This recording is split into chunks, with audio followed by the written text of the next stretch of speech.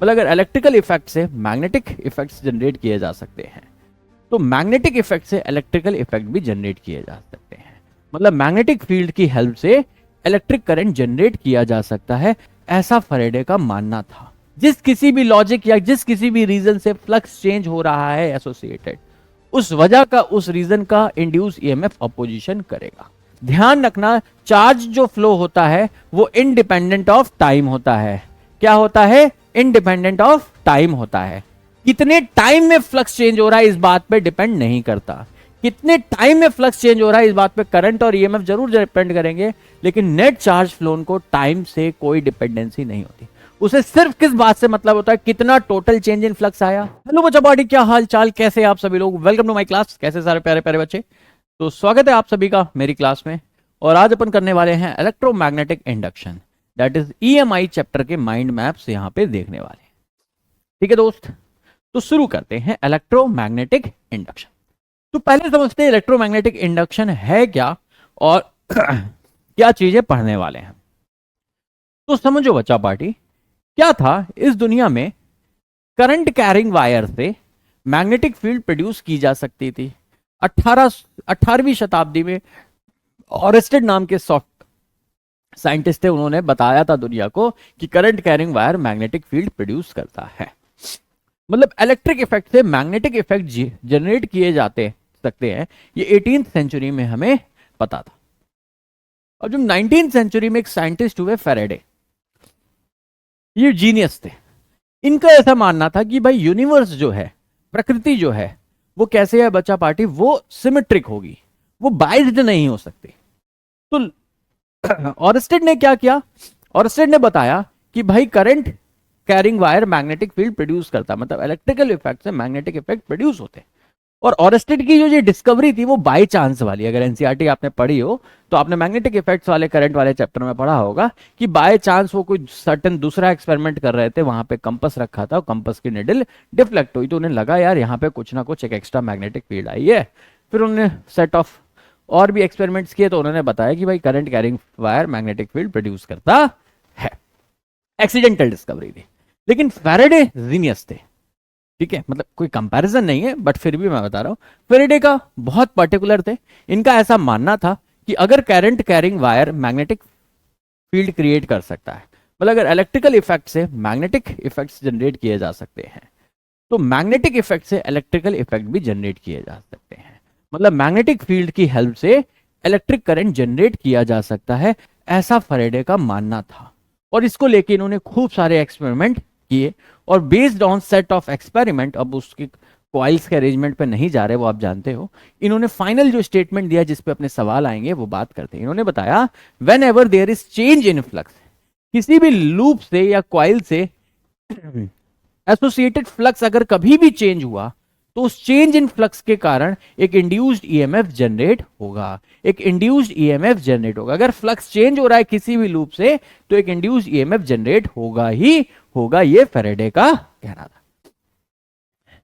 Same समय पे एक और साइंटिस्ट थे, लेंज। लेंज ने फैराडे के एक्सपेरिमेंट को थोड़ा और इंप्रोवाइज किया। इन्होंने बताया कि जो इंड्यूस्ड ईएमएफ आएगा वो क्या करेगा? अपोज करेगा चेंज इन फ्लक्स का। फैराडे ने बताया कि इंड्यूस ईएमएफ जनरेट होगा। फैराडे ने क्या स्टेटमेंट दिया? इंड्यूस ईएमएफ जनरेट होगा, मतलब according to Faraday induce EMF will be proportional to rate of change of flux d∅dt। Proportionality बताई किसने? फैराडे ने।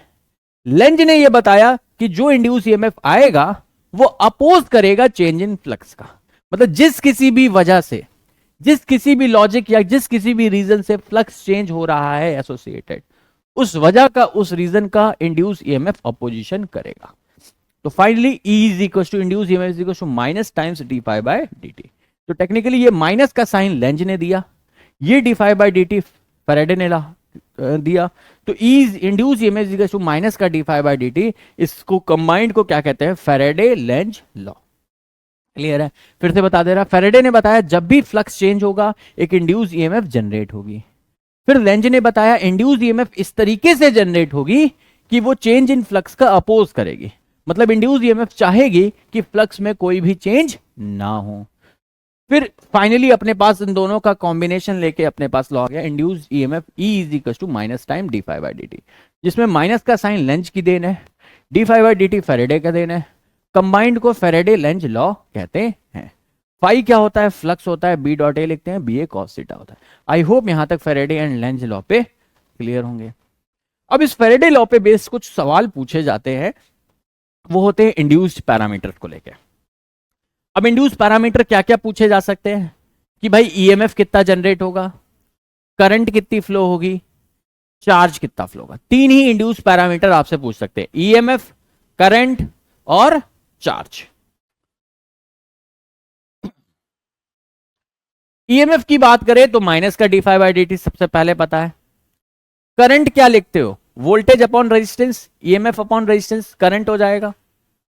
तो ये जो माइनस का D phi by D T है इसे 1/r से मल्टीप्लाई कर दो, तो minus times 1/r into D phi by D T क्या आ जाएगा, करंट आ जाएगा। ये एक बहुत इंपॉर्टेंट चीज है और ध्यान रखना बच्चा पार्टी, इसलिए मैंने ब्रैकेट में रखा है। कई बार पूछते हैं नेट चार्ज फ्लो, कभी भी चेंज इन फ्लक्स हो रहा है तो चार्ज कितना फ्लो होगा, तो नेट चार्ज फ्लो की वैल्यू किसके बराबर होती है, डेल फाई बाय आर, मतलब change in flux upon resistance. Change in flux मतलब flux final minus flux initial upon total resistance of the circuit. तो सर्किट में अगर कभी भी फ्लक्स चेंज हुआ है तो सर्किट में कितना चार्ज फ्लो होगा वो इस फॉर्मूले से निकाल सकते हैं, डेल फाई बाय आर। ध्यान रखना चार्ज जो फ्लो होता है वो इंडिपेंडेंट ऑफ टाइम होता है। क्या होता है, इंडिपेंडेंट ऑफ टाइम होता है। कितने टाइम में फ्लक्स चेंज हो रहा है इस बात पे डिपेंड नहीं करता। कितने टाइम में फ्लक्स चेंज हो रहा है इस बात पे करंट और ईएमएफ जरूर डिपेंड करेंगे, लेकिन नेट चार्ज फ्लो को टाइम से कोई डिपेंडेंसी नहीं होती। उसे सिर्फ किस बात से मतलब होता है, कितना टोटल चेंज इन फ्लक्स आया, that is flux final minus flux initial upon resistance से डिवाइड कर दोगे तो आपका क्या आ जाएगा, नेट चार्ज फ्लोन आ जाएगा। ये इंडिपेंडेंट ऑफ टाइम होता है। क्वेश्चन में अगर टाइम दे रखा होगा और चार्ज फ्लो निकालना होगा तो टाइम को इग्नोर कर देना है, ठीक उसी तरीके से जैसे तुम्हारी क्रश तुम्हें इग्नोर करती है।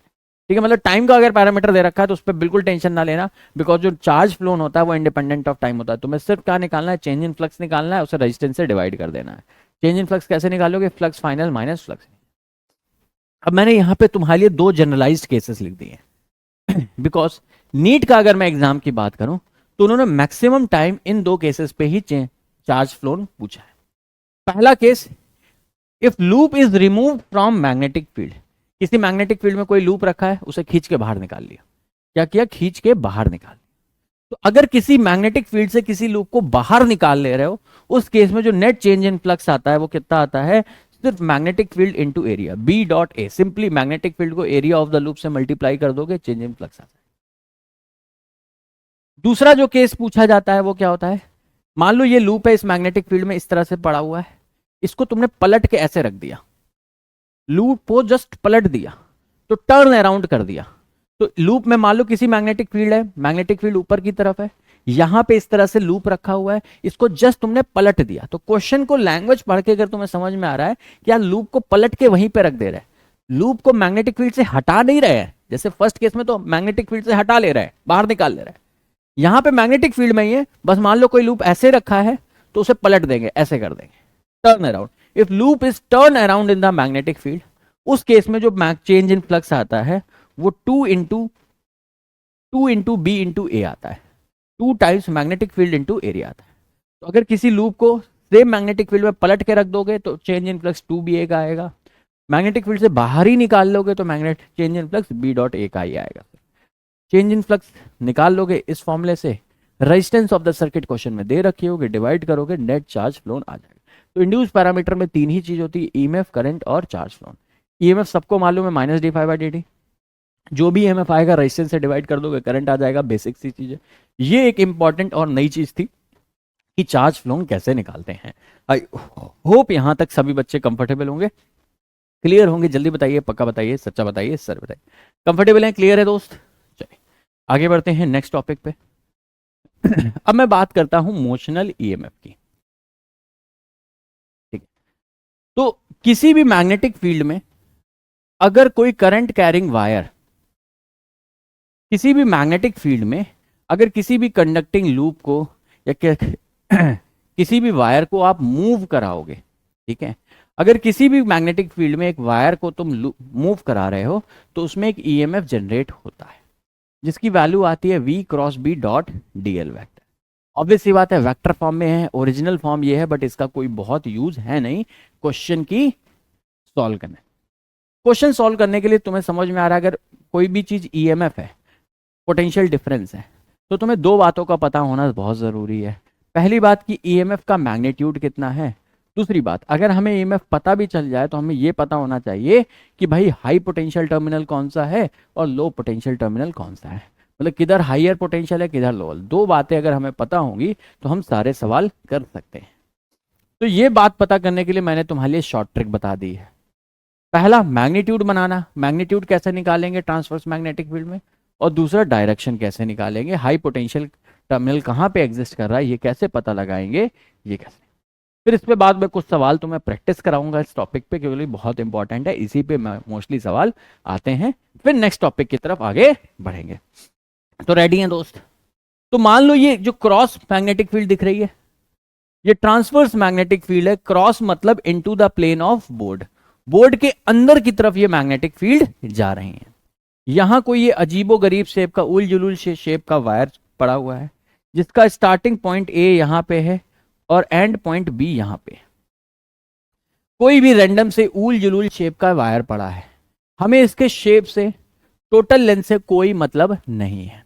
हमें कौन सी चाहिए लेंथ, एल इफेक्टिव चाहिए। एल इफेक्टिव कौन सी लेंथ होगी, ए और बी को डायरेक्टली स्ट्रेट लाइन से कनेक्ट कर दो। स्टार्टिंग पॉइंट और एंड पॉइंट को आप डायरेक्टली एक स्ट्रेट लाइन से कनेक्ट कर दें, तो जो स्ट्रेट लाइन होगी स्टार्टिंग पॉइंट और एंड पॉइंट के बीच में, उसी को एल इफेक्टिव कहते हैं। सिंपल सी समझ लो, जैसे डिस्प्लेसमेंट निकालते थे, तुम किसी भी पाथ से जाओ कोई मतलब नहीं है, वायर का शेप कैसा है, लेंथ कैसी हो, में से कोई मतलब नहीं है। हमें क्या चाहिए, बेसिकली सिर्फ डिस्प्लेसमेंट वेक्टर निकालना है। कहाँ से, स्टार्ट से एंड तक का। तो जो डिस्प्लेसमेंट वेक्टर होगा या डिस्प्लेसमेंट का मैग्नीट्यूड होगा वो एल इफेक्टिव होगा। तो जो इंड्यूस ईएमएफ का मैग्नीट्यूड डेवलप होगा वो कितना होगा, B into V perpendicular into L effective. L effective तो तुम समझ गए क्या, वायर भले ही ये पीले कलर का उल जुलूल शेप का इतना लंबा सा है, लेकिन स्टार्टिंग टू एंड पॉइंट को कनेक्ट करने वाली जो ये डॉटेड लाइन है इसकी टोटल लेंथ क्या है, स्मॉल एल। तो एल इफेक्टिव की वैल्यू यहां पे क्या हो जाएगी, स्मॉल एल। हमें वायर की एक्चुअल लेंथ से कोई मतलब नहीं होता। मैग्नेटिक फील्ड जो बी है उसकी वैल्यू एग्जाम में क्वेश्चन में दे रखी होगी, बी की वैल्यू एग्जाम में दे रखी होगी, बी पता चल गया। एल इफेक्टिव कैसे निकालेंगे पता चल गया। और वी परपेंडिकुलर क्या हो रहा है, जो ये एल इफेक्टिव आई इसके परपेंडिकुलर वेलोसिटी का क्या कंपोनेंट है। मान लो बच्चा पार्टी इस केस में इस वायर को मैं कुछ इस डायरेक्शन में ऐसे ले जा रहा था, किसी एंगल पे ले जा रहा था, तो हमें एंगल पे ले जाने से कोई मतलब नहीं है। ये मान लो इसका एक्चुअल वेलोसिटी वेक्टर है, हम क्या करेंगे इसके कंपोनेंट कर लेंगे। एक जो ये एल इफेक्टिव है इसके परपेंडिकुलर डायरेक्शन में जिसे वी परपेंडिकुलर बोल दिया, एक इसके अलोंग जिसे वी पैरेलल कह दिया। वी पैरेलल को इग्नोर कर देंगे ठीक उसी तरीके से जिस तरीके से इग्नोर किया जाता है। हमें किससे मतलब होगा, सिर्फ वी परपेंडिकुलर। तो जो भी एल इफेक्टिव आएगी वेलोसिटी का वो कंपोनेंट लेंगे जो एल इफेक्टिव के परपेंडिकुलर हो। तो B into V perpendicular into L effective multiply कर दोगे, induced EMF in the wire आ जाएगा। क्योंकि ये EMF motion of the wire की वजह से जनरेट हो रहा है, इसीलिए इसे क्या कहते हैं, मोशनल ईएमएफ। तो किसी भी करंट कैरिंग वायर को अगर मैग्नेटिक फील्ड में तुम मूव कराओगे तो उसमें क्या होगा, एक ईएमएफ जनरेट होगा। उस जनरेटेड ईएमएफ को मोशनल ईएमएफ कहते हैं। कितना होगा, मैग्नीट्यूड निकाले B into V perpendicular into L effective. कुछ क्वेश्चंस अभी प्रैक्टिस कराऊंगा और कंफर्टेबल हो जाओगे इस फॉर्म में।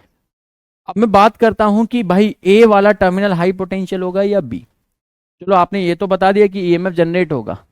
अब अगर ईएमएफ जनरेट होगा, ईएमएफ मतलब बैटरी, तो मैं बैटरी यहां पे ऐसी बनाऊं या ऐसी बनाऊं, बी वाला हाई पोटेंशियल पे होगा, बी वाला हाई पोटेंशियल पे होगा तो ये बैटरी बनेगी। अगर ए वाला टर्मिनल हाई पोटेंशियल पे हुआ तो ये वाली बैटरी बनेगी। तो कैसे पता लगाएंगे कि हाई पोटेंशियल टर्मिनल कौन सा है, उसके लिए मेरी बनाई हुई ट्रिक है जिसे कहते हैं राइट हैंड झापड़ रूल। या राइट हैंड झापड़ रूल। झापड़ मारते हैं इससे। अब बहुत बड़ी और बहुत कंसेप्चुअली थोड़ा डिफिकल्ट कंसेप्ट है, लेकिन थोड़ा सा दिमाग लगाओगे तो शायद समझ पाओ। यहां पे लिखा है राइट हैंड झापड़ रूल। तो कौन सा, इस रूल को यूज करने के लिए कौन सा हाथ यूज करना चाहिए, लेफ्ट या राइट? मुझे मालूम है काफी डिफिकल्ट है ये सोच पाना कि अगर यहां पे राइट हैंड झापड़ रूल लगा है तो हमें राइट हैंड ही यूज करना होगा। बट फिर भी थोड़ा सा चौंपरास खाओ, थोड़े दिन बाद समझ में आ जाएगा कि अगर यहां राइट हैंड लिखा है तो that means right hand he use करना होगा। अब राइट हैंड जब यूज करेंगे तो उंगलियां और अंगूठा 90 डिग्री पे होंगे, ये ध्यान रखना। इस पूरे चैप्टर में जब भी आप हैंड रूल यूज करेंगे अंगूठा और उंगलियां 90 डिग्री पे होगा। बिकॉज अपन किसी भी पॉलिटिकल पार्टी का ना सपोर्ट करते हैं ना अपोज करते हैं, अपन सिर्फ पढ़ा रहे हैं। तो कोई भी रिजेंबलेंस नहीं है किसी भी सिंबल से, इसलिए अपना अंगूठा और उंगलियां 90 डिग्री पे हैं। अंगूठा और उंगलियों को 90 डिग्री पे रखने के बाद ये जो फिंगर्स हैं किधर रखना है? फिंगर्स को मैग्नेटिक फील्ड के डायरेक्शन में करना है। फिंगर्स मैग्नेटिक फील्ड के डायरेक्शन में, थंब जो होगा वी परपेंडिकुलर की डायरेक्शन में, और जिससे पाम, जिससे झापड़ लगाते हो, ये क्या दे देगा? High potential terminal. जिस पार्ट से झापड़ लगाते हो ये क्या दे देगा? Direction of high potential terminal. तो जैसे इस केस में मुझे पता करना है कि कौन सा ए वाला पॉइंट हाई पोटेंशियल होगा या बी। कैसे करेंगे? देखो बच्चा पार्टी, मैग्नेटिक फील्ड अंदर की तरफ है, उंगलियां अंदर कर दो। वी परपेंडिकुलर ऊपर है, अंगूठा ऊपर, उंगलियां अंदर। देखो पाम किधर जा रहा है? ए की तरफ जा रहा है। तो ए क्या हो जाएगा तुम्हारा बच्चा पार्टी? ए क्या हो जाएगा? हाई पोटेंशियल हो जाएगा। और बी क्या हो जाएगा? Low potential. मतलब अगर मुझे को इस पूरे लूप को हटा के एक बैटरी बनानी हो तो बैटरी कैसी बनेगी? ये वाली बनेगी, ये नहीं बनेगी। भाई जिधर हाई पोटेंशियल होता है उधर बड़ा टर्मिनल आता है बैटरी का, जिधर लो पोटेंशियल होता है उधर छोटा टर्मिनल आता है बैटरी। तो मैग्नीट्यूड ऐसे निकालेंगे और राइट हैंड झापड़ रूल से हेल्प से अपन direction of high potential end निकाल लेंगे। आई होप यहां तक सभी बच्चे कंफर्टेबल होंगे, क्लियर होंगे। जल्दी बताइए, पक्का बताइए, सच्चा बताइए, सर बताइए। अब ये 3 सवाल पूछे हैं मैंने। पहले केस में तुम्हें बताना है कौन सा, ये ए है, ये बी है, ये ए है, ये बी है, ये ए है। तुम्हें बताना है कौन सा टर्मिनल हाई पोटेंशियल है, कौन सा लो, और कितना ईएमएफ जनरेट होगा। यहां पे ईएमएफ की बात करें तो B into V perpendicular into L effective लिखते हैं। क्योंकि ये स्ट्रेट रॉड है तो एल इफेक्टिव और इसकी एक्चुअल लेंथ दोनों सेम होंगे। तो ईएमएफ की वैल्यू B, जो वेलोसिटी दे रखी है वो क्या एक्चुअली जो एल इफेक्टिव है उसके परपेंडिकुलर ही दे रखी है। तो बी वी, और एल इफेक्टिव भी एल के बराबर होगा बिकॉज ये ऑलरेडी एक स्ट्रेट लाइन है। तो ईएमएफ का मैग्नीट्यूड तो हमें पता चल गया। अब हमें पता करना है कौन सा टर्मिनल ए और बी में कौन हाई पोटेंशियल है, कौन लो पोटेंशियल। कैसे करेंगे? मैग्नेटिक फील्ड अंदर की तरफ है, उंगलियां डाल दो सीधे हाथ के, सीधे हाथ लेना है, अंगूठा उंगलियां 90 डिग्री पे रखना है। मैग्नेटिक फील्ड देखो क्रॉस में है, मतलब इनटू द बोर्ड है, तो अंदर की तरफ उंगलियां, अंगूठा वेलोसिटी की डायरेक्शन में ऊपर, पाम देखो किधर जा रहा है, जिससे चांटा मारते हो वो पार्ट किधर जा रहा है? ए पॉइंट की तरफ जा रहा है। तो ये क्या हो जाएगा तुम्हारा? हाई पोटेंशियल टर्मिनल हो जाएगा।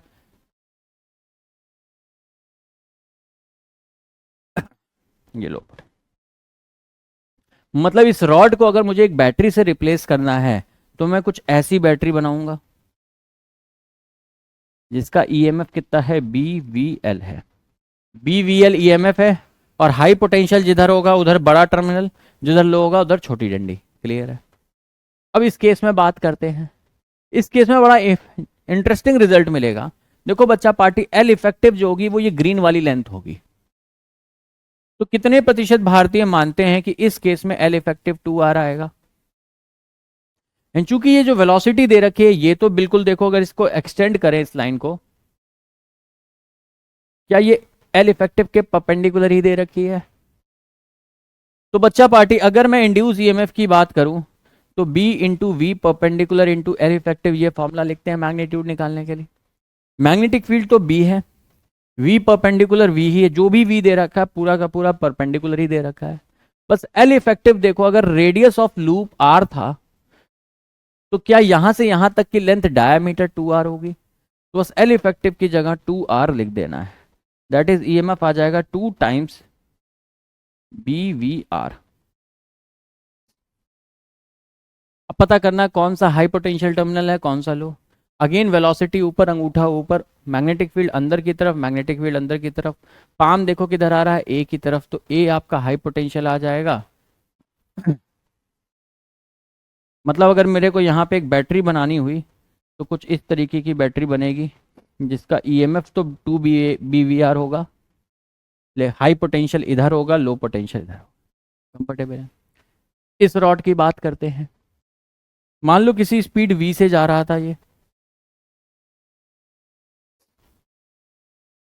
स्ट्रेट रॉड ही है, लेकिन अगर ये एंगल पे है वेलोसिटी किसी लेंथ से, तो क्या हम इसके कंपोनेंट करेंगे, ये कंपोनेंट v परपेंडिकुलर आएगा, चूंकि थीटा यहां से दे रखा है तो ये v परपेंडिकुलर की वैल्यू v साइन थीटा आ जाएगी, एंड जो पैरेलल कंपोनेंट आएगा क्या वो v कॉस थीटा आ जाएगा।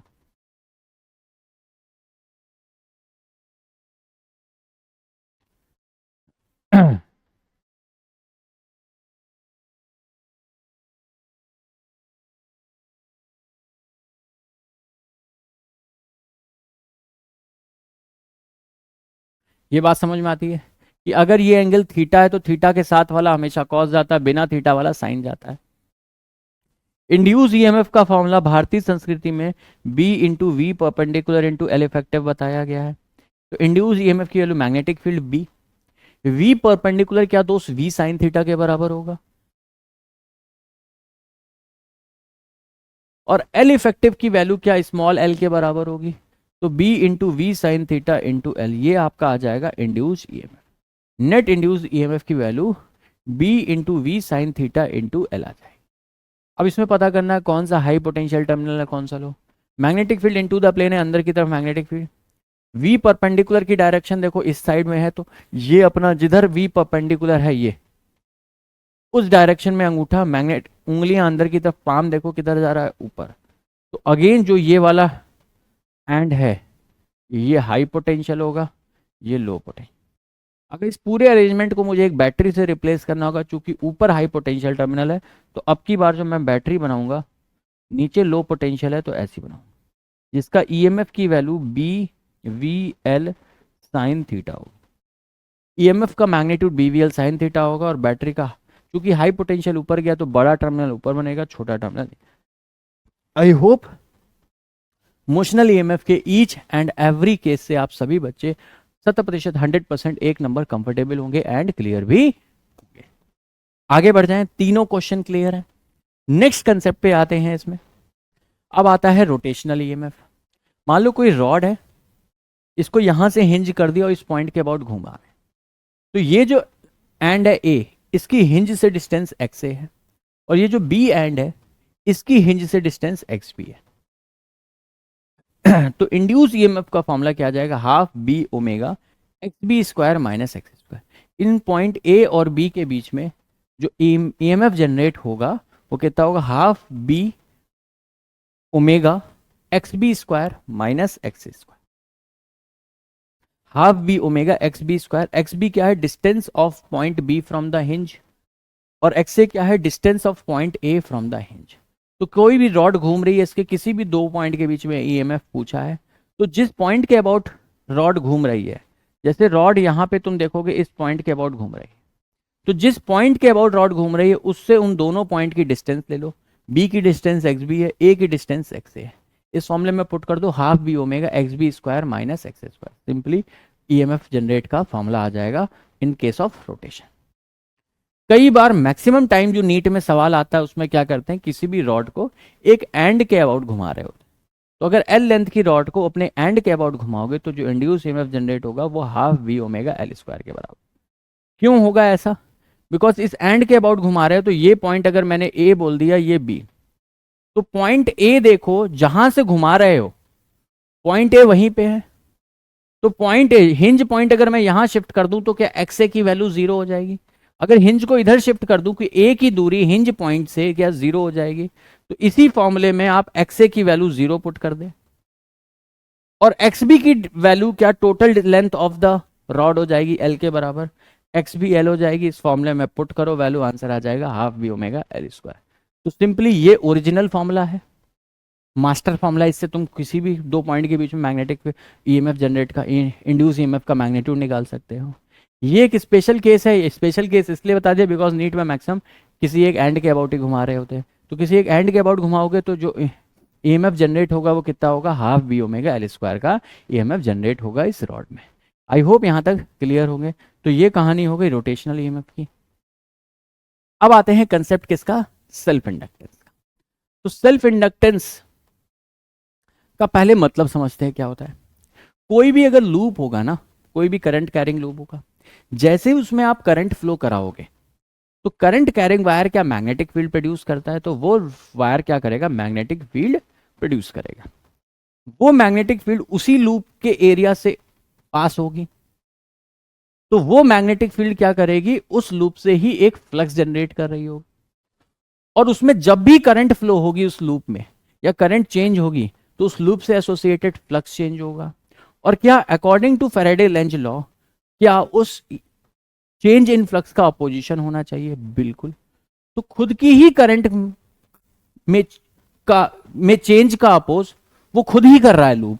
इसी प्रॉपर्टी को क्या कहते हैं, self inductance. Self inductance, inductance मतलब समझना चेंज इन करंट का अपोज करना। इंडक्टर का काम क्या है, करंट में चेंज का अपोज करना। सेल्फ इंडक्टेंस मतलब खुद की ही करंट चेंज हो रही है और उसका खुद ही अपोज कर रहा है। क्यों, खुद की करंट की वजह से भी उसमें एक मैग्नेटिक फील्ड जनरेट होगी, उसको खुद की करंट की वजह से एक फ्लक्स लिंक होगा। जब भी करंट चेंज होगी तो वो लिंक्ड फ्लक्स चेंज होगा। जब भी फ्लक्स चेंज होगा एक इंड्यूस ईएमएफ आएगा जो उसका अपोज करेगा। क्योंकि यहां पे सारा चीजें सेम लूप में हो रहा है, कोई एक्सटर्नल मैग्नेटिक फील्ड के आने की वजह से फ्लक्स चेंज नहीं हो रहा है, खुद का ही लूप है। खुद की जब भी करंट चेंज करी, करंट चेंज करोगे तो क्या होगा, मैग्नेटिक फील्ड चेंज होगी तो फ्लक्स चेंज होगा, फ्लक्स चेंज होगा तो उस चेंज इन फ्लक्स का अपोजिशन होगा। तो खुद में ही करंट के चेंज का खुद ही अपोज कर रहा है। इसी प्रॉपर्टी को क्या कहते हैं, सेल्फ इंडक्टेंस कहते हैं। ये तो हो गई ज्ञान वाली बातें। अब आते हैं अपने काम वाली बातें। तो मैं कुछ जो पॉइंटर्स लिख दिए, बस इतनी बातें ध्यान रखनी है सेल्फ इंडक्टेंस में। क्या, सबसे पहला जो भी फ्लक्स इंड्यूस्ड होगा, जो भी फ्लक्स लिंक होगा किसी भी कॉइल या लूप के थ्रू, वो हमेशा प्रोपोर्शनल होगा current through it. Flux will always proportional to current flowing through that loop. Proportionality constant हटाओगे तो कांस्टेंट आ जाएगा एल, तो net flux is equal to क्या आ जाएगा, एल आई आ जाएगा। प्रोपोर्शनैलिटी कांस्टेंट हटाओगे प्रोपोर्शनैलिटी का साइन आओगे तो कांस्टेंट ऑफ प्रोपोर्शनैलिटी आ जाएगा एल। इसी एल को क्या कहते हैं, सेल्फ इंडक्टेंस कहते हैं। एल क्या कहते हैं, एल ही क्या होता है, सेल्फ इंडक्टेंस।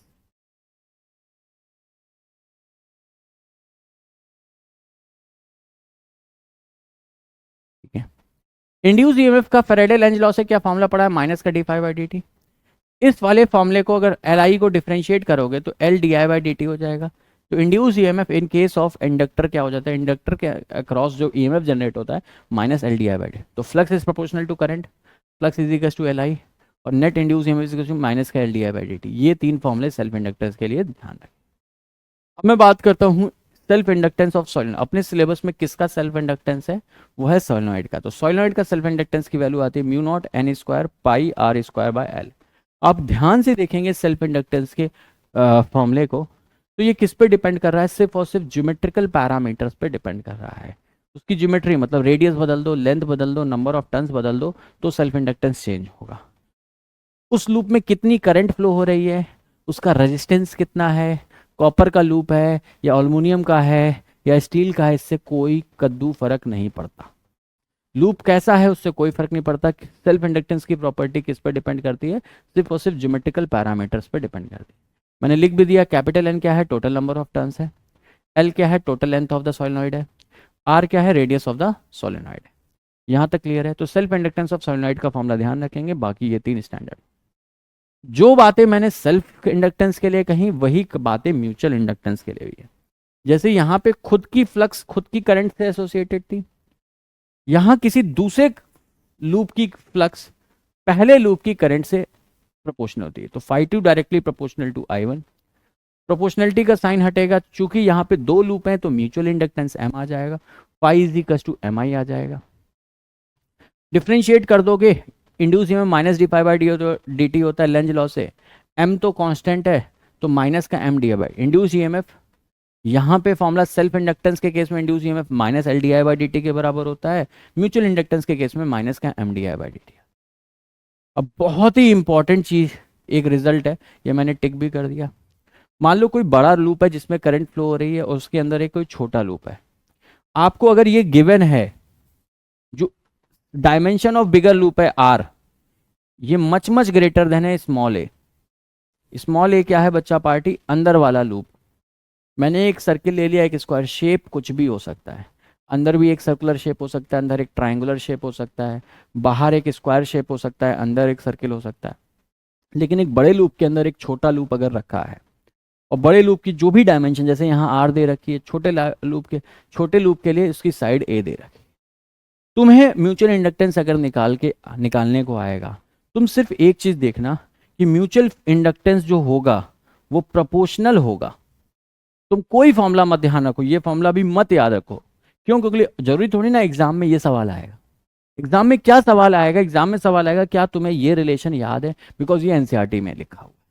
म्यूचुअल इंडक्टेंस हमेशा किसके प्रोपोर्शनल होगा? जो इनर लूप है उसकी साइड का, उसकी डायमेंशन का स्क्वायर अपॉन आउटर जो बड़ा वाला लूप है उसकी dimension, A square by R के प्रोपोर्शन।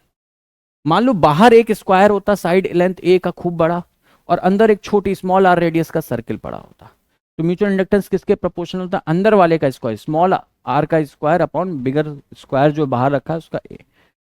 इन सिंपल वर्ड तुम समझो, जो भी अंदर रखा हुआ है बॉडी, उसकी जो भी डायमेंशन, जैसे यहाँ ए दे रखी है तो ए स्क्वायर जो बड़ा वाला लूप है डिवाइड में उसकी dimension A square by R के प्रोपोर्शनल होगा।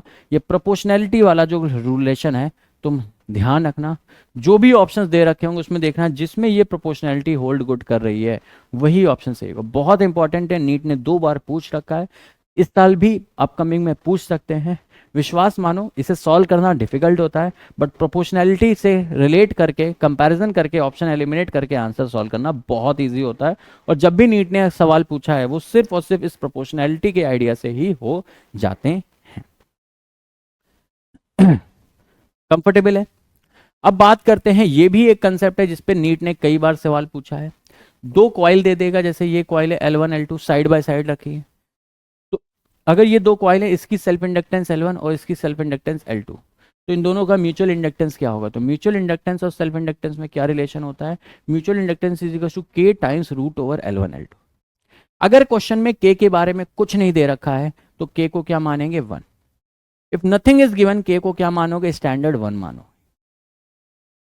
ठीक है, K को क्या कहते हैं? कपलिंग फैक्टर कहते हैं। अगर 2 लूप साइड बाय साइड लिखे तो कपलिंग फैक्टर 1 हो जाता है, उस केस में mutual inductance root over L1 L2 हो जाएगी डायरेक्टली।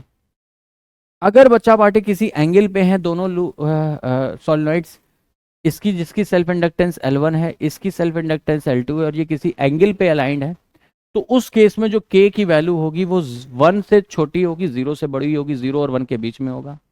वहीं 2 इंडक्टर कॉइल जिसकी इंडक्टेंस इसकी L1 है और इसकी L2 है, ये दोनों अगर परपेंडिकुलर हुए तो इस केस में इन दोनों का कोई भी फ्लक्स एक दूसरे से लिंक नहीं होगा और कपलिंग फैक्टर क्या हो जाएगा? इस केस में 0 हो जाएगा। तो 2 परपेंडिकुलर कॉइल के लिए कपलिंग फैक्टर 0 हो जाता है, म्यूचुअल इंडक्टेंस 0 हो जाएगा। 2 साइड बाय साइड रखे कॉइल्स के लिए म्यूचुअल इंडक्टेंस के कपलिंग फैक्टर 1 हो जाएगा, म्यूचुअल इंडक्टेंस की value root over L1 L2। Most 99% केस में K इज इक्वल टू 1 वाला ही सवाल आता है। 99% केस कुछ नहीं दिया है, कपलिंग फैक्टर कितना है, 1 है या 0 से 1 के बीच में या 0 है, कुछ भी नहीं दिया है कपलिंग फैक्टर के बारे में, तो कपलिंग फैक्टर कितना मानेंगे? 1 मानेंगे। म्यूचुअल इंडक्टेंस का फॉर्मूला हो जाएगा रूट ओवर L1 L2। तो इस पे सवाल आते हैं, ये फॉर्मूला आपके सामने मैंने लिख दिया। तो म्यूचुअल इंडक्टेंस के बारे में जितनी थ्योरी थी सारी मैंने आप लोग को अच्छी तरीके से यहाँ पे बता दी। आई होप आप सभी लोग कंफर्टेबल होंगे, क्लियर। अब आते हैं नेक्स्ट कंसेप्ट की तरफ जिसका नाम है ट्रांसफॉर्मर। ट्रांसफॉर्मर के लिए कुछ छोटी छोटी मगर कुछ मोटी बातें जो मैंने लिख दी है आपको ध्यान रखनी। सबसे पहली बात, ट्रांसफॉर्मर सिर्फ और सिर्फ एसी पे काम करता है। कई बार नीट ने 2 से 3 बार सवाल पूछे हैं जिसमें उन्होंने लिख दिया कि ट्रांसफॉर्मर है और उसको लगा दिया 220 वोल्ट डीसी पे, तो बताओ आउटपुट पे कितना वोल्टेज आएगा? 0 आएगा। अगर किसी भी ट्रांसफॉर्मर को आपने डीसी सप्लाई से कनेक्ट किया तो ट्रांसफॉर्मर काम नहीं करेगा। ट्रांसफार्मर सिर्फ और सिर्फ एसी सप्लाई पे, ऑल्टरनेटिंग करंट की सप्लाई पे काम करेगा, डीसी सप्लाई पे काम नहीं करेगा। तो ट्रांसफार्मर का जब भी क्वेश्चन आए तो क्वेश्चन को प्रॉपरली रीड करना और देखना कि उन्होंने क्वेश्चन में, कई बार मतलब बेवकूफ बनाने वाले काम करते हैं, पूरा मतलब माहौल बना के क्वेश्चन फ्रेम करेंगे, उसमें धीमे से लिख देंगे डीसी सप्लाई ऑफ 220 वोल्ट या 400 वोल्ट जो भी लिख दे। तो डीसी सप्लाई देखते ही समझ जाना आउटपुट पे कितना वोल्टेज या करंट मिलेगी, जीरो मिलेगी, कुछ नहीं मिलेगा आउटपुट पे, सिर्फ और सिर्फ एसी पे काम करता है। पहली बात ये ध्यान रखें। दूसरी बात, जो बेसिक फिनोमेना या बेसिक प्रिंसिपल होता है ट्रांसफार्मर के पीछे, वो क्या होता है, म्यूचुअल इंडक्टेंस का होता है। Works on the principle of mutual inductance. तो ट्रांसफार्मर के बेसिक फिनोमेना, वर्किंग फिनोमेना क्या होता है, म्यूचुअल इंडक्टेंस के कंसेप्ट पे काम करता है, सिर्फ एसी सप्लाई पे काम करता है। अब होता क्या है बच्चा पार्टी, यहाँ पे ये सॉफ्ट आयरन कोर ले लेते हैं, लैमिनेटेड सॉफ्ट आयरन कोर, उस पे इनपुट साइड कुछ वाइंडिंग कर देते हैं, नंबर ऑफ वाइंडिंग लेट से N1 है। आउटपुट साइड पे कुछ आपने वाइंडिंग कर दी, नंबर ऑफ वाइंडिंग्स लेट से N2 है। यहां इनपुट वोल्टेज सप्लाई किया, यहां आउटपुट वोल्टेज सप्लाई। क्लियर है? तो V आउट अपॉन V इन, ट्रांसफॉर्मर के लिए ये तीन रिलेशन बहुत इंपॉर्टेंट। आउटपुट अपॉन इनपुट का वोल्टेज N2 अपॉन N1 के बराबर होगा, that is I1 upon I2 के बराबर। इस रिलेशन से वोल्ट नंबर ऑफ टर्न्स दे रखे होंगे, आउट इनपुट वोल्टेज दे रखा होगा, आउटपुट वोल्टेज निकालना होगा। इस रिलेशन का यूज करके जो भी गिवन पैरामीटर्स होंगे वो आप निकाल सकते हैं।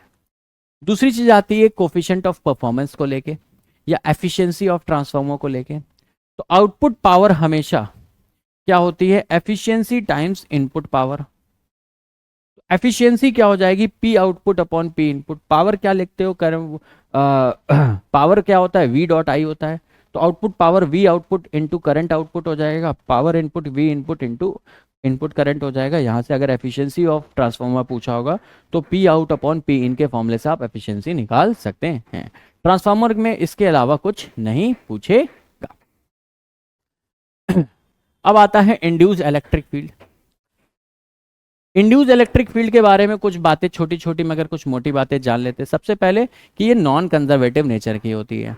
इंड्यूस इलेक्ट्रिक फील्ड कैसी होती है दोस्त, नॉन कंजर्वेटिव नेचर की होती है। दूसरी बात, originates due to time varying magnetic field. तुमसे पूछ दे कि इंड्यूस इलेक्ट्रिक फील्ड कब जनरेट होगी, तुम बोलना जिस किसी भी रीजन में टाइम वेयरिंग मैग्नेटिक फील्ड हो, मतलब टाइम के साथ अगर मैग्नेटिक फील्ड चेंज हो रही है तभी इंड्यूस इलेक्ट्रिक फील्ड आएगी।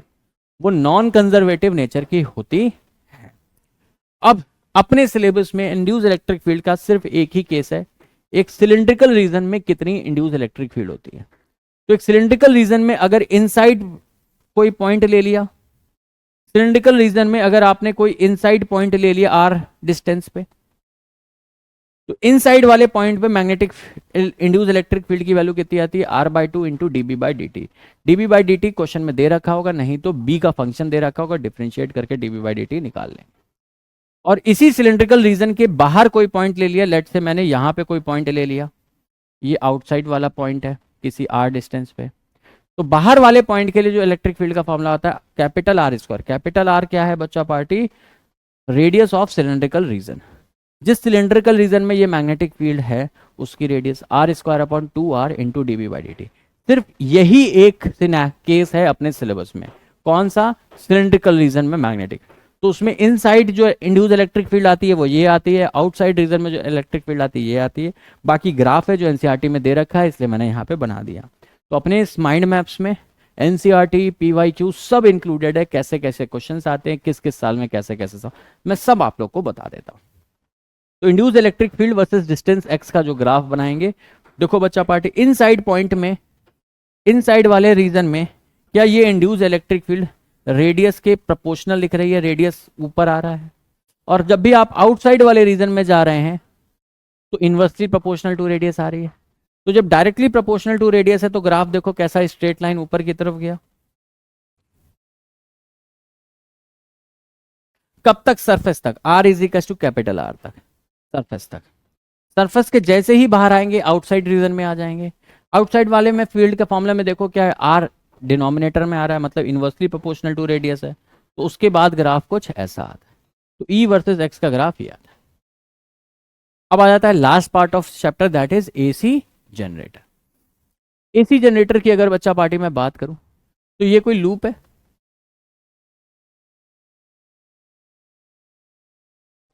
जिसका ये एरिया वेक्टर है,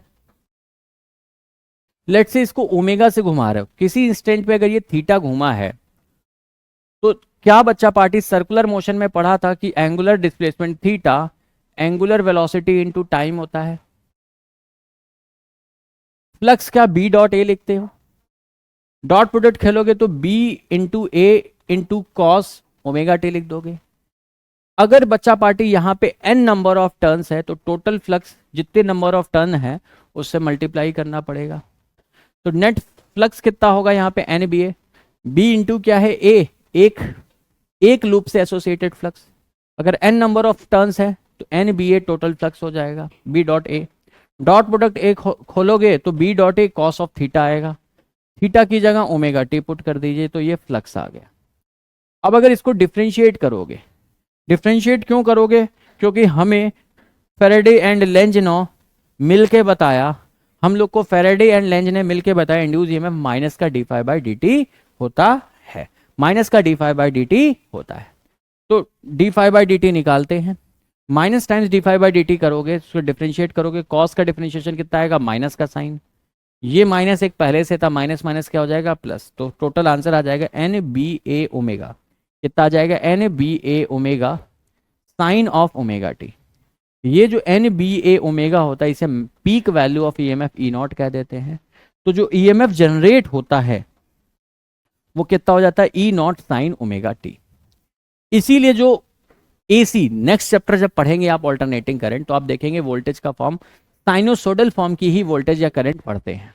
रीजन बीइंग क्या होता है, जहां पे भी इलेक्ट्रिसिटी एसी जनरेटर्स या जहां पे भी बिजली बनाई जाती है, ध्यान देखो, चाहे आपका थर्मल पावर प्लांट हो, चाहे हाइड्रो पावर प्लांट हो, चाहे विंड मिल्स हो, कोई सा भी मैकेनिज्म हो आज की डेट में जहां पे आप बिजली प्रोड्यूस कर रहे हैं, उसका बेसिक प्रिंसिपल क्या है, टरबाइन लगी होती है। टरबाइन अगर हाइड्रो पावर होगा तो उस टरबाइन पे हाइट से पानी गिराते हैं, वो पानी उसकी ब्लेड्स पे पड़ता है और वो ब्लेड रोटेट होती है, जब वो घूमती है तो उससे बिजली प्रोड्यूस होती है। स्टीम थर्मल पावर प्लांट पे क्या करते हैं, कोयला जला के स्टीम प्रोड्यूस करते हैं, वो स्टीम बहुत फ्लो से टरबाइन की ब्लेड्स पे फ्लो कराते हैं, तो वो स्टीम जब जाती है तो उसकी वजह से वो ब्लेड घूमती है। विंड मिल्स में क्या होता है, हवा चलती है तो उसके पंखे घूमते हैं, तो पंखे घूमते हैं तो क्या होता है, वो टरबाइन घूमती है। तो बेसिकली टरबाइन क्या होती है, टरबाइन कुछ नहीं होता, उसके अंदर कॉपर वायर की वाइंडिंग्स होती हैं। ये कॉपर वायर की वाइंडिंग को अगर घूम रही है, घुमाने का मैकेनिज्म कुछ भी हो, ठीक है, हाइड्रो पावर प्लांट में जो डैम्स बने होते हैं बड़े बड़े, उसमें पानी गिरा के ब्लेड्स को घुमाते हैं। विंड मिल्स में हवा चल रही होती है, हवा की वजह से घूमते हैं। थर्मल पावर प्लांट में अलग मैकेनिज्म होता है। मतलब कोई भी पावर प्लांट हो, मैकेनिज्म क्या है, कुछ भी लगा दो, लेकिन अल्टीमेटली तुम कर क्या रहे हो, किसी चीज को घुमा रहे हो। तो वो जो टरबाइन को घुमा रहे हो, बेसिकली टरबाइन क्या होता है, कॉपर वायर के लूप्स होते हैं, उनको तो मैग्नेटिक फील्ड में, स्ट्रॉन्ग मैग्नेटिक फील्ड रीजन, वहां पे क्या करते हैं, परमानेंट बड़ी बड़ी मैग्नेट लगा देते हैं। उस परमानेंट मैग्नेटिक फील्ड रीजन में आप घुमाते हो उस चीज को, जब भी घुमाओगे तो ईएमएफ जनरेट होगा। और उस टरबाइन के घूमने की वजह से हमने मैथमेटिकली देखा जो ईएमएफ जनरेट हुआ वो कैसा हुआ, साइनोसॉइडल हुआ। इसीलिए अपने सिलेबस में जो अल्टरनेटिंग करंट पढ़ते हैं, अपने सिलेबस में जो अल्टरनेटिंग करंट पढ़ते हैं वो कैसे पढ़ते हैं, V is to V naught sine omega T, जो कि नेक्स्ट चैप्टर में जो माइंड मैप है वो अल्टरनेटिंग करंट का ही है। तो यहाँ पे एसी जनरेटर का कंसेप्ट आ गया। तो एसी जनरेटर में maximum time peak value of AC पूछी जाती है, उसका फॉर्मूला NBA ओमेगा होता है। That's it. That's all for today guys. Tata bye bye, जय हिंद, God bless you, love you all. I hope आप सभी लोग को ये माइंड मैप बहुत हेल्पफुल लगे होंगे, बहुत मजा आया होगा और बहुत कम समय में आपने पूरा चैप्टर रिवाइज कर लिया होगा। आज के लिए इतना ही, मिलते हैं नेक्स्ट सेशन में नए चैप्टर के माइंड मैप्स के लिए। तब तक के लिए टाटा बाय बाय, जय हिंद, God bless you, love you all.